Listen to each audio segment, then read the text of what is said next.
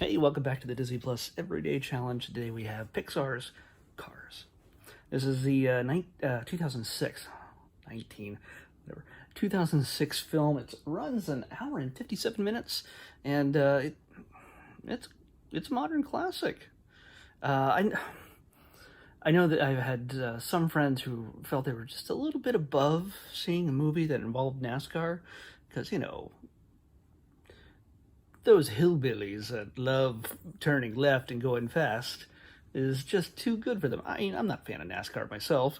It is literally just going fast and turning left, with the occasional fun crashes, but fun crashes meaning people in danger if you get off on that. But the idea is that this is more than just about NASCAR, and honestly, the attitude of being a little bit too good for the old rusty cars, or say a certain class of car, is built into this movie. It's literally Lightning McQueen's attitude towards his biggest fans, and the company that sponsors him, Rust Ease.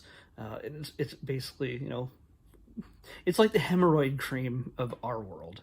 Rusty's basically makes your bumper look good and clean and shiny, and it keeps, and it's the thing that, again, all the Rusty cars lean towards. They're usually older cars. It's not as hip as, say, Dinoco, which, by the way, is a nice little throwback to just Toy Story, which is the name of the gas station where they stopped on the way to Pizza Palace or Pizza Planet. Sorry, Pizza Planet.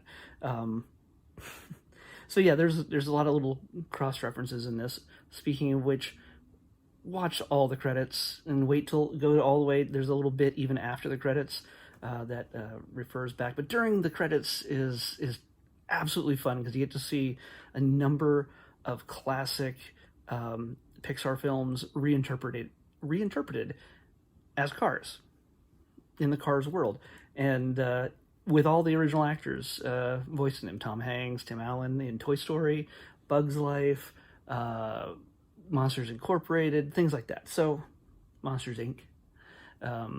So yeah, it's good to watch the entire film.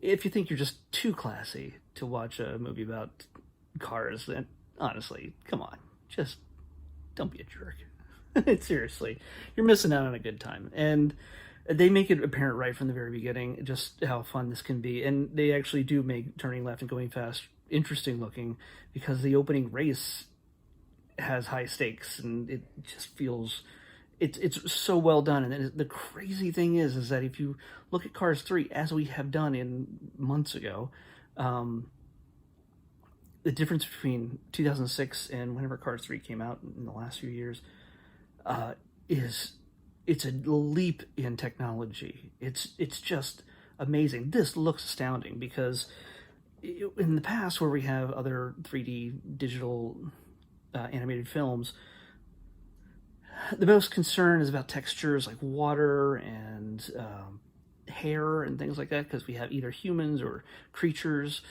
This is all about lighting, all about reflection, hard, clean surfaces versus dirtier surfaces, and so particles and things like that. There's so much. It's so much different, so much of a different approach to the animation than you get in your normal Disney princess movie or monster movie like Monsters Inc., where it's all about Sully's hair count, as compared to, or same thing with Incredibles. The difference between the first Incredibles and the second Incredibles, because there's so many years between them, is astounding. But this is no slouch. This is the way it looks when it comes to rendering reflective surfaces, the shiny, smooth cars and things like that, is just breathtaking to look at. If you're into that sort of thing, if you like the technology and the animation aspect of these types of films, more so than maybe the story, it's just breathtaking to look at, just because the way they do it, and it only gets better as the films go on. The one of the other aspects, obviously, is the story and the characters. We have Lightning. Basically, this is the story of Lightning McQueen, who is this rookie hotshot racer, and he is just blowing the doors off of so many people, and he abuses his crew. He thinks only of himself. He thinks it's all about him. His only goal is to get sponsored by a bigger and better company. Like I said, Dinoco versus Rusty's, and just it's not even. He doesn't even talk about money really. It's all about just the prestige and fame and everything else that comes with it. So yeah, he's all about himself. There's a big race at the very beginning, and how that turns out determines his future. And it's not everything he expected.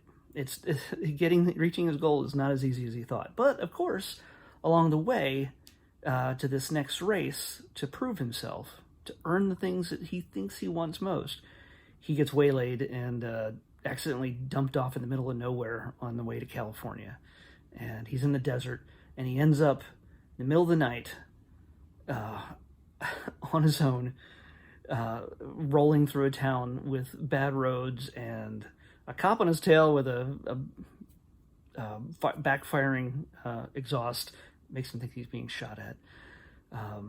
So Lightning McQueen finds himself in Radiator Springs, a little out of the way, forgotten town. It used to be it's along Route 66, which is again a real place in our real world, and it's forgotten, and he ends up messing up the town even worse than it already is. So yeah, the residents, the very few residents who have remained there, including Mater, voiced by Larry the Cable Guy. By the way, Owen Wilson is awesome as Lightning McQueen. And also Bonnie Hunt is Sally, and Paul Newman, iconic actor. Paul Newman is Doc Hudson, sort of the unofficial boss, elder of the town. The mayor, the person who sort of founded the town so long ago, is no longer with them. There's a statue in memoriam to him. There are some cars that have been there for a long time. Some cars you don't understand how they even got there, like Luigi and Guido. They're Italian vehicles that sell tires and make cars run so much better. And they can't find a customer to save their lives because nobody comes along to that small town due to the highway that was built 40 years ago to divert the traffic around them. So basically, back to the story, Lightning McQueen is now sort of trapped in this town.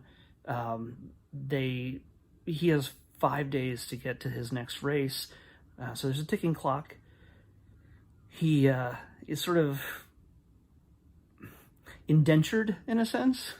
Because of the crimes of destroying much of the town in his confusion, they get him to repave the main road in town, and that's going to take days. And he tries to shortcut it, he tries to get around it, he tries to leave, and they always find a way to bring him back. And it turns out that he finds reasons to stay himself, not just being forced by them. That's sort of his transformative story as he discovers more about these people, including Sally and Mater and Doc especially, how it changes his life in a number of ways, and helps him sort of determine what's important to him in life. So yeah, it's not exactly the most original story. It's the kind of story that's been done tons of times before, but have they ever done it as talking living cars? No. And that's what makes it fun, especially if you're a kid. And Pixar knows how to, and director John Lasseter knows how to pull that kind of, I should say co-director, I can't say his name, Joe Ranft, who also, he passed away soon before this movie was released. But Joe is also Heimlich in A Bug's Life, but they co-directed this, and they, in their time, both neither with Pixar anymore for different reasons, helped form this world. Yeah, it's strange to think that cars can elicit any kind of, emotional response or anything else. It's because it's talking cars. They should be just toys, and they are. By the way, it's the fact that you have, sure, you can sell a lot of dolls when you have Disney princess movies and things like that, but when you have collectible little cars with different paint colorings, here's 3 different versions or 50 different versions of Lightning McQueen that we can sell or make exclusive at D23 or Comic-Con. You're, 1, selling to the little kids, and 2, you're selling to the deep-pocketed collector's market. And yeah, this movie probably made more money in merchandising for Disney than pretty much any other movie they've released, especially at that time. Before having Star Wars or Marvel under their belt. So, yeah, it's you root for this awesome little community of people who at first look like they're just the representatives of hillbilly hell, which is actually a term they use twice, at least, in this film, which is what Lightning McQueen calls it. He feels trapped at first, but as he gets to know them, things definitely change, and he comes to love these people, and they come to love him, and you come to love them. There's a scene in this when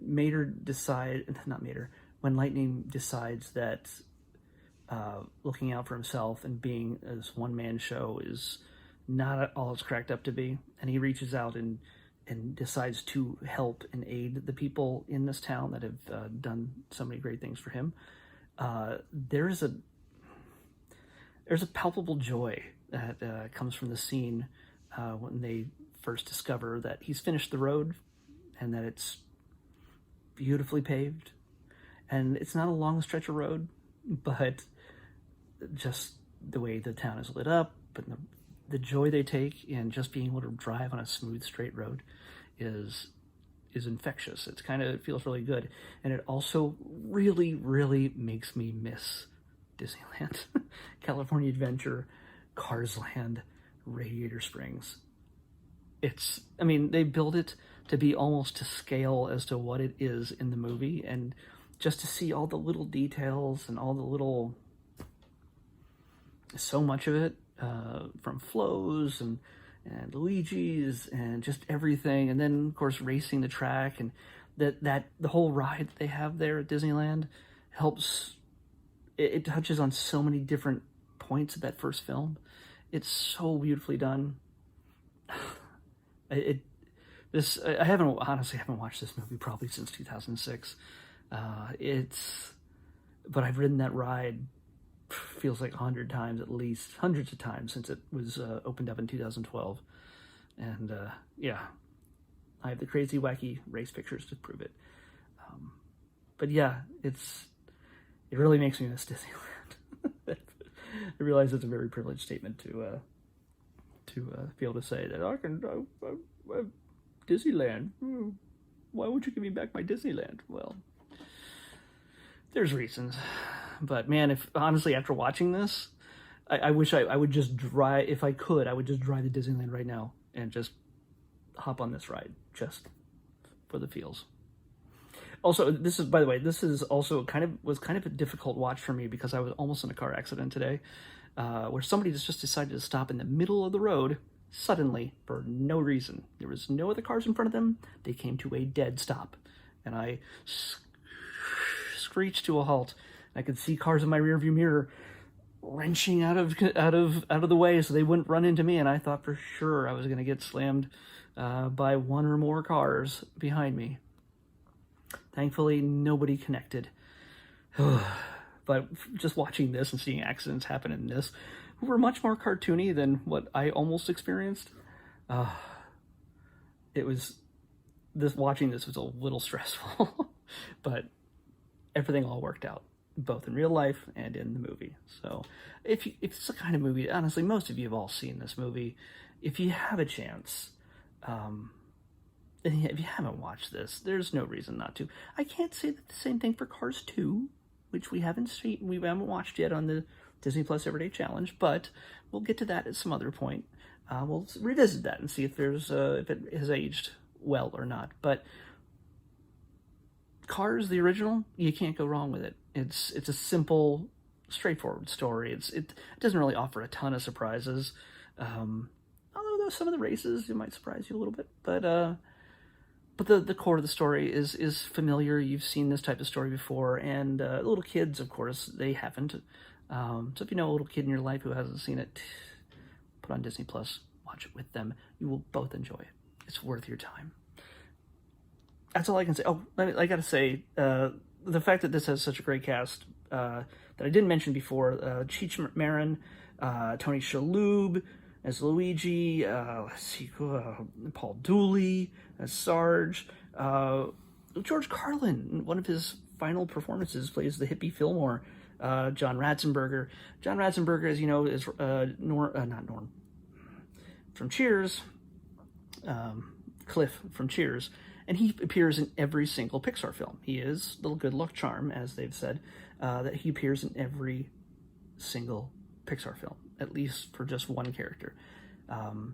They actually call out that fact during the credits of this film, in all the different scenes they show that they carsify. You have to watch it just for that, because John Ratzenberger actually calls himself out on how talented an actor that voice actor must be in each of these films. So yeah, it's worth it just for that as well, if you just want to watch the credits. Michael Keaton plays kind of the villain, Chick Hicks, one of the racers, but you also get actual real racers in this. Richard Petty shows up in this. Bob Costas, the announcer, sports announcer. Let's see, Daryl Waltrip. I'm sorry, I got Linda Petty, Richard Petty's wife. Geez, Dale Earnhardt Jr., Papa, Michael Schumacher, Mario Andretti.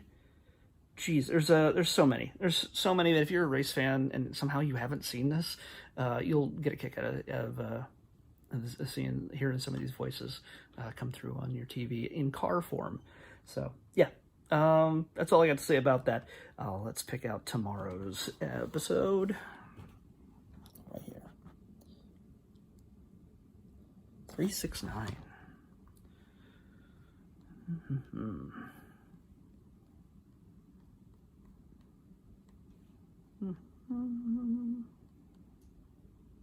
Oh.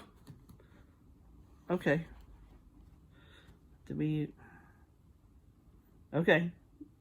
This might be another racing movie. I don't know. 369 is Miracle in Lane 2. I don't know what type of racing movie this might be, but it sounds racy. Miracle in Lane 2? Maybe I should know what this is, but I don't. I can't think of it. So we'll see tomorrow on the Disney Plus Everyday Challenge with Miracle in Lane 2. I'll see you then. Bye.